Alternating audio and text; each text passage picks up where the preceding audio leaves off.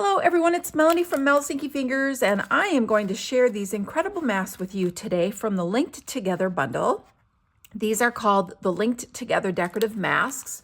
They're amazing. This is a set of 5, and they coordinate and are a part of the Linked Together Stamp and Die bundle. This actually is available, all 3 pieces together. They coordinate and work amazing. But I just want to show you how to use the Stampin' Up decorative masks. Now, we frequently will have masks that coordinate with stamp and die bundles, but you can also use them separately. And what I love about this set is you have these 3 coordinating lattice masks, which, face it, you can use this as a really cool element in the background of any project. But then you have these really cool kind of coordinating masks that go with it to create fine detail on top or even more detail behind your lattice. So I think it's important when you have something like this to give yourself some time to just sit down and play and mix and match the layers and see what you can come up with, because it really is quite amazing what you can create. Now, something really cool about the Stampin' Up masks is they're numbered. So if you want to use them in sequence, you know exactly which mask layer to use when. But then we also have this little notch that's on the top of our masks. And when you set your mask, your very first mask, down on your paper, I encourage you to take a pencil or a pen and trace this little notch, because then moving forward, every layer that you set down, you can line up that notch and it's going to be perfectly placed so that your mask images are optimized. So let's take a look at what you need when you want to do some masking. So I love to mask on my glass mat studio, and I forgot to wipe my adhesive off here before I got started. But this surface is just amazing to work with. If you don't have a glass mat studio, a silicone craft sheet works great, or simply some scrap paper. You can set a piece of scrap paper underneath. Any of these work. You just want something to protect your work surface, because there is going to be ink that you may get on your surface around you. My preference is to blend with the Stampin' Up blending brushes. They come in 2 different sizes, but you could also use a sponge dauber, a regular sponge, a brayer, anything that will distribute the ink across the mask you can use.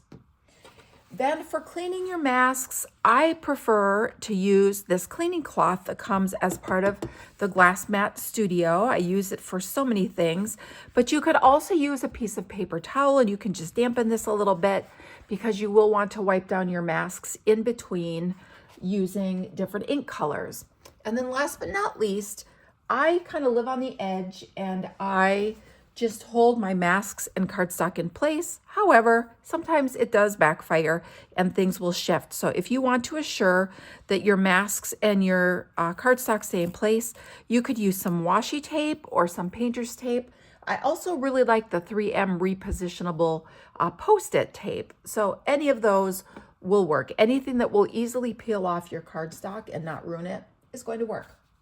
So now let's take a look at what kind of designs you can create with this mask set. And after we look at the designs, we'll look at kind of some different combinations of things that you can do with your masks that make it really fun to work with. And here we go. I lost my masks for just a moment. Okay, so first things first, I think we're going to take a little look at, oh, I forgot to grab my card that I wanted to show you that had a design on it. So we'll get started and then I'm going to grab that.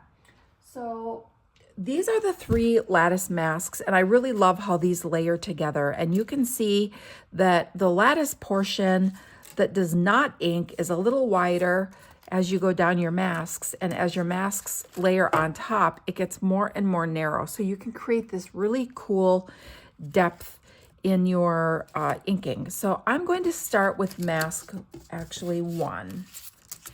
And I'm going to use Pretty in Pink ink just to give you an idea of the variation from mask to mask, and then we're going to put them all together. So I have blending brushes for color families. I don't use a blending brush for each color. Some people do prefer to do that. It's personal preference, and that is just fine if you do. So generally what I do before I start inking with a particular color is I will take my blending brush and I will just kind of rub it on a scrap paper and see what kind of ink and color I have to work with. Because a lot of times I like really soft, subtle color when I use my masks. And I do not clean my brushes because I like having a lot of ink in the bristles. I think it helps getting smooth and even distribution of ink on your project. So I'm just going to take this and see if I have enough ink already in the brush to use this mask and get a design that you can see. Now I like to use a circular motion in a circular rotation around my project to distribute the ink. And I think that you're going to be able to see this just fine. So this is the fine detail of mask 1. So if you want to use a different color next time, I recommend taking a damp cloth and just wiping the ink. That's all you need to do. It is water-based, so it comes right off.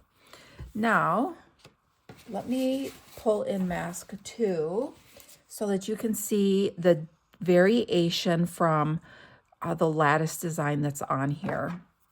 So I'm going to do the same thing. I'm going to start in the center with a small circular motion, and we'll see if there's still enough ink left on this brush. I may have to re-ink it, but I'm just holding this mask in place really securely, and I'm going in a circular motion and then in a circular rotation around my project.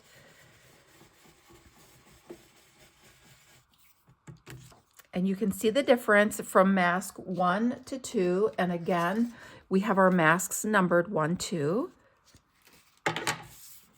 And then I'm just going to wipe this clean. Now it might stain a little bit because I've been doing a lot of working with embossing paste. And so there's a little bit of residual embossing paste on there, but it doesn't change how the masks work.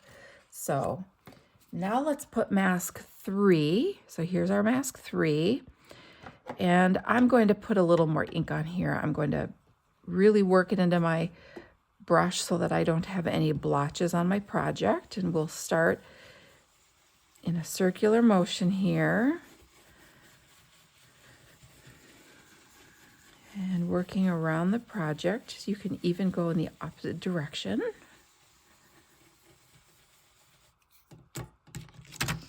And now you can see the difference between mask 1, 2, and 3 and how much space is around your design. Now what's really cool about this is you can layer them and use them together. So I'm going to go in reverse order now, and you'll get the opportunity to see the difference. So actually, maybe I don't want to go in reverse order. I want to go in number order. So I'm going to use one color ink so that you can see how you can layer one color on itself and get a really cool effect. So I'm going to put mask 1 down, and I am just going to mask an area, and we're going to continue to layer. But before I move this, actually, I should have shifted this over a little bit, but I want to put this little V here so that I'm always lined up. Okay. So here's mask 1. So now I'm going to shift to mask 2, and I'm going to just line up this notch. And when you line up this notch, you'll have pretty much perfect placement of your mask, which is really neat. So let's ink up our brush. And now I'm going to start applying ink. So you're going to notice that with each application of ink, you're going to have an area that has more intense color, and then the area that is covered with the mask will have less intense color, and you're going to be able to see a difference. Isn't that neat? And now let's add mask 3. So we're going to put that right there in our notch. And I'm going to ink this up and do the last layer, and you're going to get to see just how cool layering this even with one color works. Now you definitely get bigger color variation if you're using different colors, and I am going to do that later on. But now you can see how cool, and you get, hopefully the camera is picking that up, how you can get a really cool pattern in your inking, even just by using the same color. Okay, so I'm going to set that aside, and we're going to dive into some other little techniques that you can do. I'm going to wipe these off so that they're dry.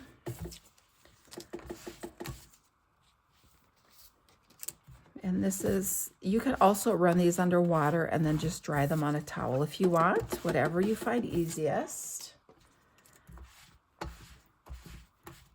And then if you're using a mask and you're switching colors of ink, you definitely will want to change them up as well.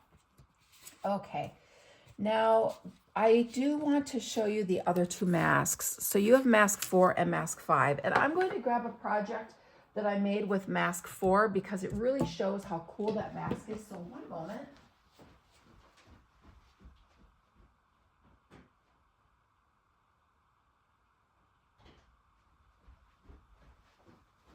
So mask 4 is really neat because you can use it in one direction and then flip it to another. And I'm going to show you the finished project at the end. But I just want to show you how you could use it in one direction or the other. So let's bring our pink ink back in.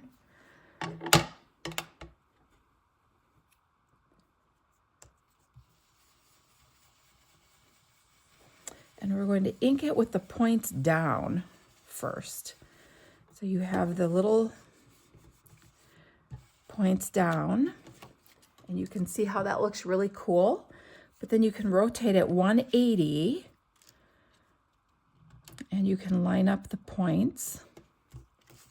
I'm going to do it up here. So if you would rather have a design where your points are pointing up, then you can do that, and it gives you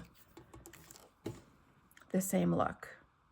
All right, but now you can rotate this on itself, and if you cover up the design that you just inked, which is what I did on the project that I'm going to share with you, then you get this cool diamond pattern with a little bit of overlap. And when you use different colors, this is the design that you get. So I did it with the points up using Petunia Pop ink, and then I flipped it 180 and used Balmy Blue. So you have the two contrasting colors, but then where it overlaps, you get almost like a purple look. And isn't that super cool? It creates a whole new color just by the overlap of the blue and the purple. I thought that was really, really a cool look from one mask. And then last but not least, you have this little mask here that allows you to add some little tiny dot detail to your projects. And this is fun to do on its own for a really subtle background, or you can do it over the top of the rest of your lattice elements to add just one more little extra touch of ink. So lots of really cool options. So let me show you what this looks like if you line this up. Since I didn't do my notches, I'm just going to eyeball it here. But I think it's kind of lined up here. So let's do it here across the top, and then you can see how, actually that's the one place I think I'm not lined up, but you can get the idea. But see how fun that is? It puts the little dots right inside the little bits of lattice, and it just creates another fun little element. So very well coordinated and thought out with how these work. So now let's take a dive into some of the fun things we can do. I'm just going to clean these so they're ready to go.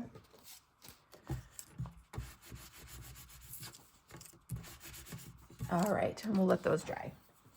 So I'm going to show you how you can layer color and get a really cool look. So let's take 3 coordinating colors. I'm going to use Pool Party, Coastal Cabana, and Summer Splash. They're all kind of a monochromatic look. and we're going to do some layering. So I'm going to put my paper here, and then I'm going to use mask 1.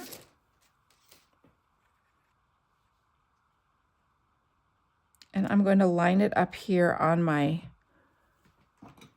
along the bottom of my scrap paper, and I'm going to trace this notch. So now all of my masks I can line up on that notch, and they'll be just about lined up. So I have my brush that's for blue-green. We're going to start with Pool Party.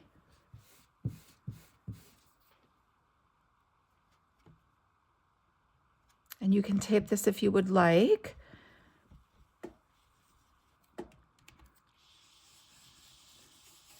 And I'm going to add my first layer of color.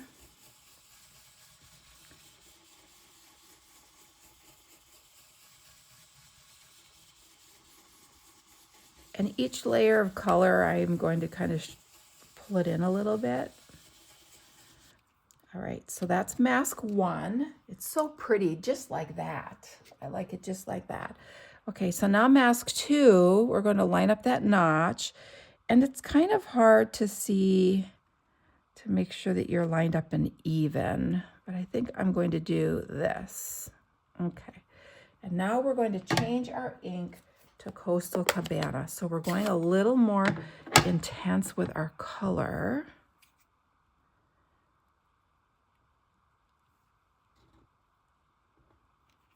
I just want to make sure my paper is, this is why taping helps. All right, so I'm going to put this in the center, and we'll see what we wind up with.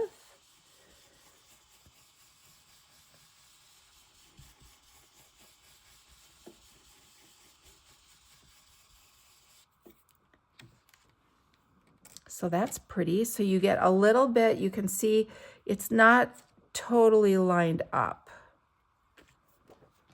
Now I'm going to take this mask, and I'm going to see if I can get it right in the middle. I don't know that I'm going to be able to.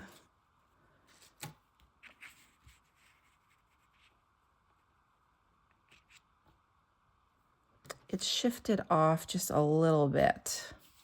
So let's do this. Let's flip this over. And I'm going to do the widest mask, which is number 3 in Pool Party ink. So I'm going to go lighter.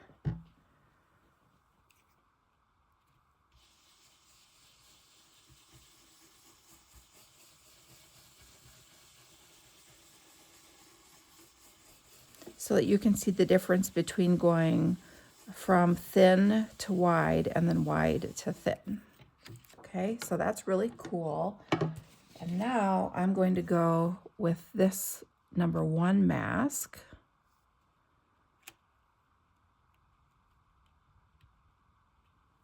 And I'm going to use Pool Party again. So I'm going to stay with 1 color, but skip a mask. You can see this is lined up here in the center. And so now we're going to layer over the top, and the ink that's already there will continue to get a little darker, and it's going to create a lighter shadow around it so that you can see some of the cool patterns you can make. And there you go. So isn't that so super cool? Can you see that? It makes such a really neat background. So there you can see the difference. Isn't that fun?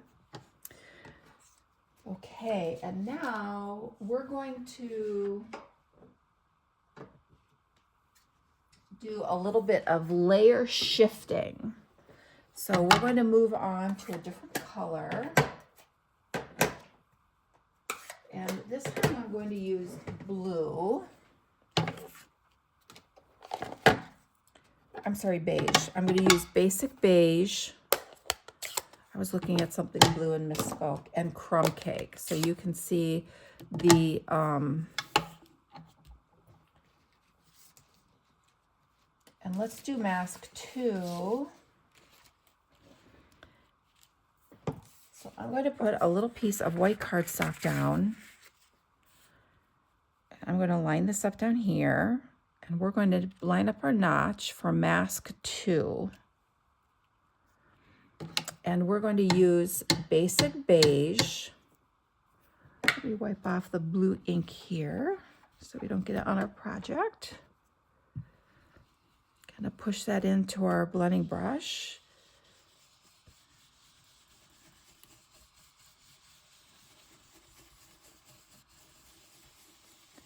So we're creating kind of a background of a lighter brown color. Isn't that cool?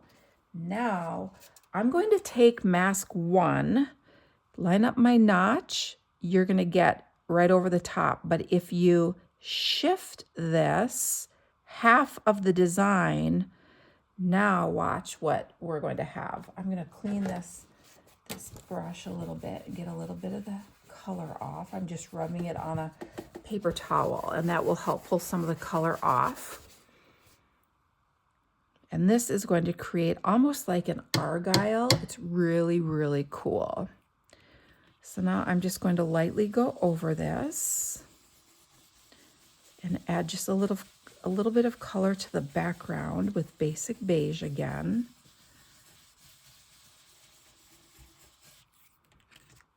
And then how cool is that? Isn't that amazing? And you can use this to die cut shapes. You could punch shapes. You could add this to your card as a background layer. You could add it to the inside of your card for some detail. So you can do some really, really fun things. Now, if you wanted to come in with mask 5 and add some dots over the top, you could even do that. You could line it up with the bigger square. So let's put it down here so that you can see it both ways. You'll have the chance to see it with and without. So you can do small on small or large on large. So let's do the large on large. Let's slide it over one here. There we go. And now you'll have the opportunity to see it with and without. So I'm going to use some crumb cake for this step to add these little dots.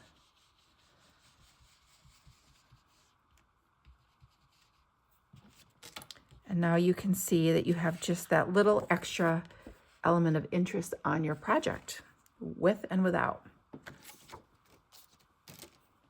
All right, so you can mix and match your masks to do some really cool things. So again, here is the project with mask 4 that I used to do 2 different colors, and I used the mask with the points down for the balmy blue, and then I rotated the mask 180 and used Petunia Pop, and this is the design it made. And then I also wanted to show you this. So this effect is very similar to what I just made. I used the same mask. So I used mask 2.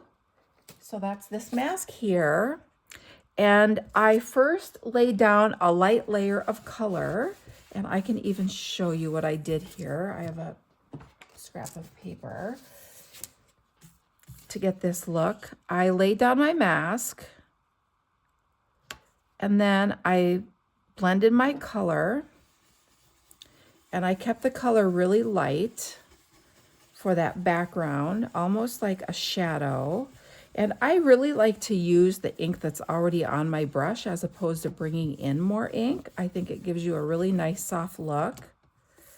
So this is how I created step 1. Then what I did is I shifted the mask half of a design and lined it up. And then for this particular project, I applied embossing paste so that it added a lot of texture, but you could use the same mask and then come in and add a second layer of ink and get a similar look, but without the texture of having the embossing paste. So let me ink this on here and then show you how it looks, because it's really cool.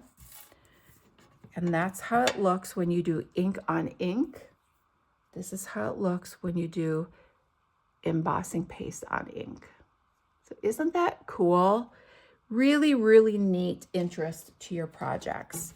So if you have not used masks, I hope that you will give these a try and sit down and play and see what your favorite combinations are, because by combining all the different mask numbers, you can get all kinds of different looks. And again, here are the linked together masks. And I hope you enjoyed seeing these tricks.